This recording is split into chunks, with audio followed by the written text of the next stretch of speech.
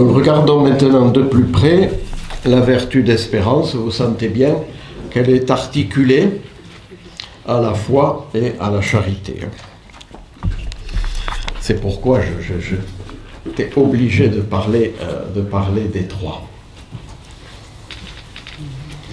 Alors, est-ce que l'espérance consiste à penser que demain ça ira mieux qu'aujourd'hui? Voyez, si c'était cela, ça ressemblerait fort à ce qu'on appelle l'optimisme, qui est une disposition psychologique, utile d'ailleurs, très utile, question de tempérament, mais qui a assez peu à voir avec la vertu théologale de l'espérance. C'est paradoxal, mais je crois que pour comprendre ce qu'est l'espérance, il faut que nous nous situions dans une situation difficile, dans une situation négative, et qui de plus ne s'arrange pas. Ça ne manque pas, une situation comme ça. Voilà. Et nous avons tous prié pour la paix en Ukraine ou en Israël, et la paix ne vient pas. Voilà. Alors comment je situe l'espérance là-dedans? Vous avez tous eu dans vos familles des situations difficiles, des ruptures pour lesquelles vous avez prié, fait un peu plus que prier aussi, essayer d'aider à ce que ces situations s'arrangent. Et puis les situations ne se sont pas arrangées. Et vous avez tous vécu des maladies proches de vos amis, de vos familles, pour lesquelles vous avez prié, mais la maladie s'est aggravée. Et la mort a été au bout, malgré nos prières, nos actions sincères et intenses. La situation peut ne pas s'arranger et même empirer. Alors, première approche de l'espérance que je vous propose, il va y en avoir trois. Bien, la première approche, je crois, c'est de traverser et de dépasser le sentiment d'être abandonné de Dieu. Donc, première approche de l'espérance, dépasser ce sentiment qui peut nous habiter, c'est normal qu'il nous habite. Même Jésus, d'après Matthieu et Marc, a dit « Eli, Eli, lama sabachthani », ce sentiment d'être abandonné de Dieu. Voilà. Eh bien, l'espérance, c'est non pas de le nier, mais d'essayer de le traverser. De traverser ce sentiment. Vous voyez que quand Jésus dit « Eli, Eli, lama sabachthani », mon Dieu, pourquoi m'as-tu abandonné ?» il fait une prière. C'est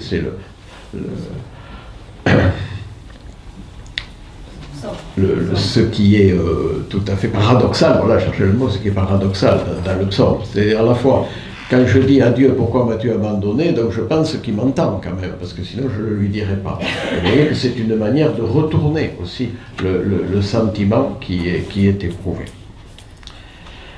Deuxième approche de l'espérance, pour aller un peu plus loin, faire un pas de plus, c'est dans la situation donc, que j'ai décrite comme difficile et comme durable, eh bien, voir le Christ comme compagnon d'épreuve.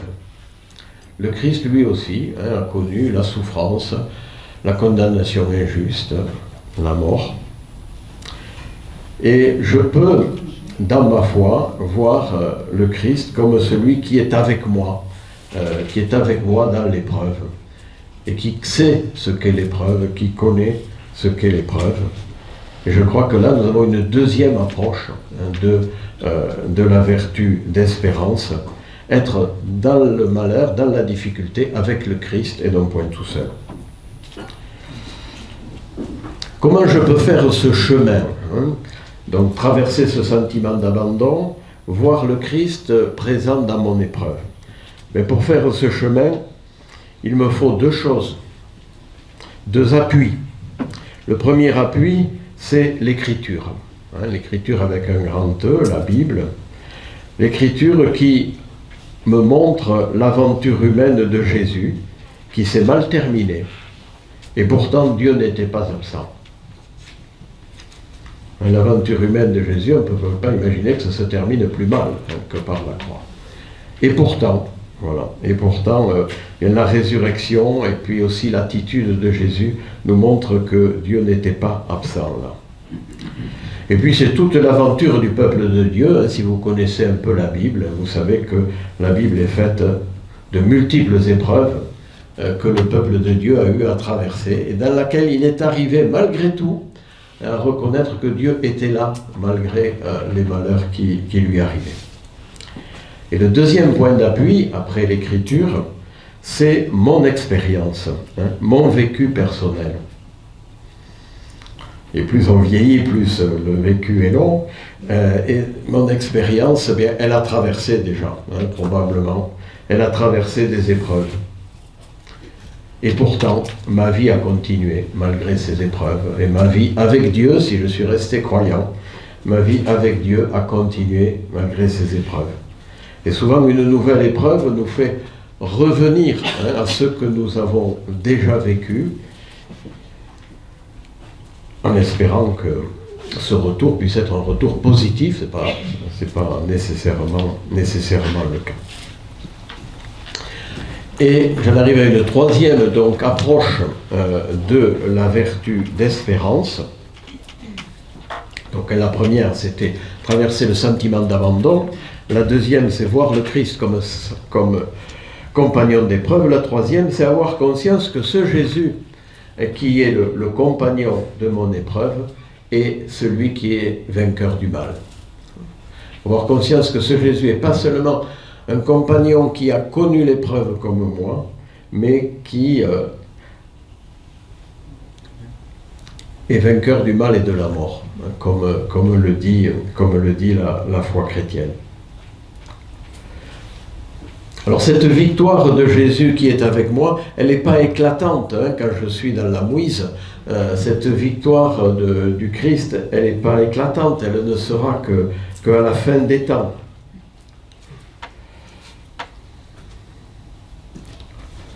Mais aujourd'hui, je peux avoir déjà des signes de cette victoire du Christ sur le mal et sur la mort. Je peux avoir cette certitude que la vie humaine se terminera par la victoire du Christ. Voilà ce que l'Écriture nous dit. Et que je peux en percevoir quelque chose aujourd'hui. Parce que j'ai bien conscience que quand on est dans une épreuve très lourde, dire l'histoire humaine se terminera positivement, ça ne nous rassure pas toujours beaucoup. Voilà. J'ai besoin d'en voir quelques signes aujourd'hui. Mais de savoir quand même que Dieu et le Christ dans l'esprit seront finalement vainqueurs du mal, c'est quand même une chose importante dans mon compagnonnage avec Jésus aujourd'hui, ici et maintenant. Alors je précise un peu plus maintenant cette vertu d'espérance, pour dire premièrement que l'espérance concerne le présent. L'espérance, on a tendance à dire l'espérance ça concerne l'avenir. Non, l'espérance ça concerne ce que je vis ici et maintenant. L'espérance concerne le présent. Ce que Dieu me donne à vivre aujourd'hui. Mais l'espérance, en quelque sorte, elle va élargir, étirer le présent. Elle va élargir le présent pour y faire entrer le passé et l'avenir. Mais c'est une image, je ne sais pas comment c'est. L'espérance, elle concerne bien mon aujourd'hui, mais dans cet aujourd'hui, elle fait rentrer le passé. Ça veut dire ce que je viens d'exprimer il y a un instant, la mémoire que j'ai de mon propre passé, la manière dont j'ai déjà traversé des épreuves, la mémoire positive que j'ai de mon propre passé. Vous voyez, l'espérance, dans l'aujourd'hui, elle fait rentrer le passé qui, pour moi, est une référence positive, parce que j'ai déjà traversé une épreuve. Et puis, elle fait rentrer aussi dans le présent l'avenir. La confiance dans l'avenir. Non pas parce que je crois que l'avenir sera tout rose. Non pas parce que je crois que ce que je désire va se réaliser, parce que je ne sais pas si ce que je désire va se réaliser. Mais la confiance dans l'avenir parce que cet avenir ne sera pas sans Dieu. Confiance dans l'avenir parce que mon avenir, quoi qu'il arrive, même si le pire arrive, ça, quelquefois le pire arrive, pas toujours, mais même si le pire arrive, cet avenir ne sera pas sans Dieu. Et parce que cet avenir ne sera pas sans Dieu, bien, il sera ouvert à demain. Voilà.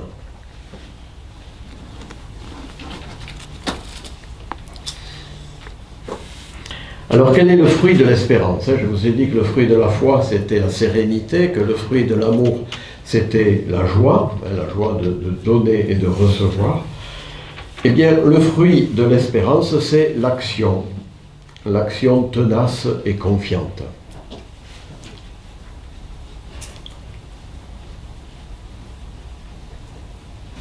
Puisque je suis avec Dieu dans l'épreuve, eh bien, je peux agir à ma manière, évidemment. Des fois, on n'a pas beaucoup de possibilités d'action. On a toujours, au moins la possibilité de la prière. Et on a souvent d'autres possibilités d'action. Voilà, je peux agir car je ne suis pas seul. Je sais que le Seigneur est là et qu'il sera là.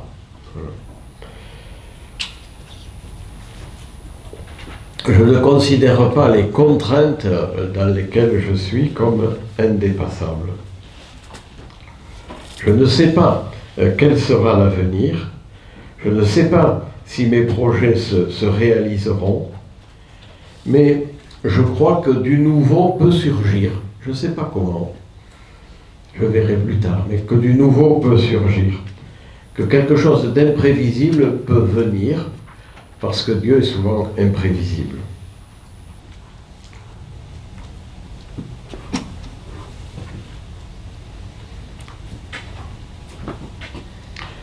Je pourrais l'illustrer par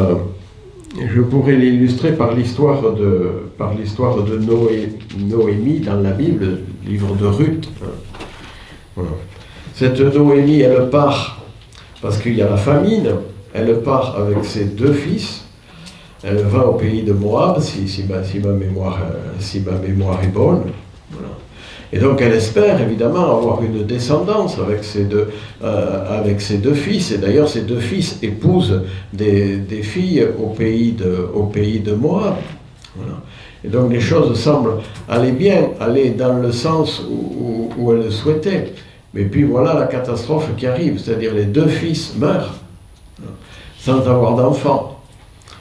Et les filles, eh bien, elles veulent... Alors Noémie décide finalement de revenir chez elle, un peu bredouille d'une certaine manière. Elle décide de revenir chez elle, et les 2 belles filles veulent la suivre, et finalement, alors Noémie leur dit, non, restez dans votre pays, vous trouverez un mari dans votre pays, voilà, etc. Laissez-moi. Mais il y en a une qui suit, Ruth, qui suit Noémie, voilà. Et puis, oui, voilà, cette Ruth, elle va taper dans l'œil de Boaz et elle va être la grand-mère de David. Voilà. Donc, vous voyez, ça, c'est pas ce que souhaitait Noémie qui s'est passé. Mais il y a autre chose qui est advenue et qui, finalement, aux yeux de l'histoire biblique, est plus grand que le fait simplement que Noémie ait eu une descendance au pays de Moab. Voilà. L'espérance, donc, vous voyez, concerne le présent, ce présent que je peux vivre avec Dieu.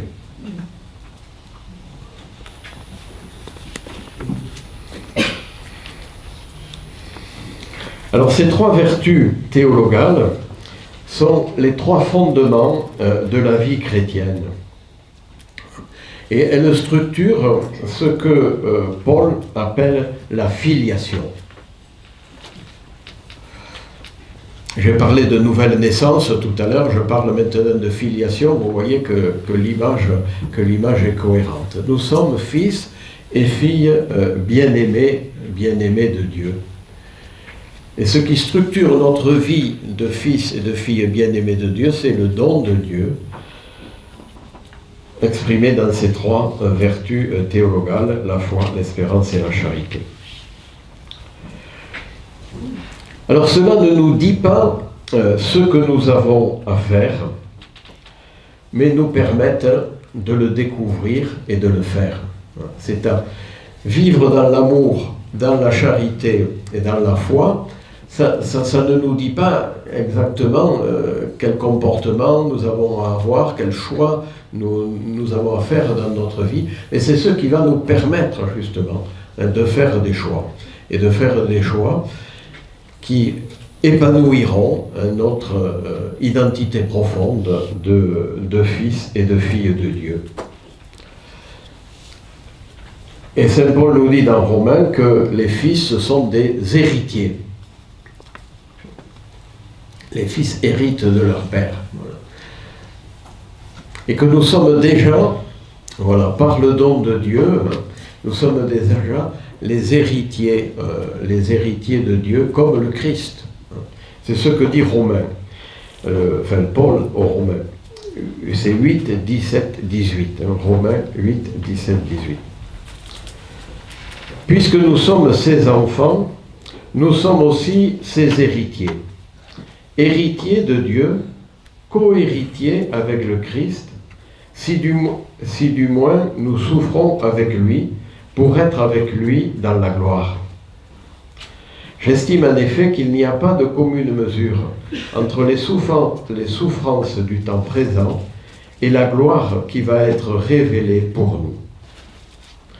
Donc cet héritage, alors il ne fait pas fi de la souffrance, si on dit souffrir avec le Christ, ça veut dire que héritier, ça ne nous empêchera pas d'avoir à traverser des épreuves, des souffrances, mais que déjà nous goûtons à cet héritage qui est le même que celui du Christ, puisque Paul utilise le mot co-héritier, héritier avec le Christ. Mais nous ne jouirons pleinement de cet héritage qu'au-delà de cette vie.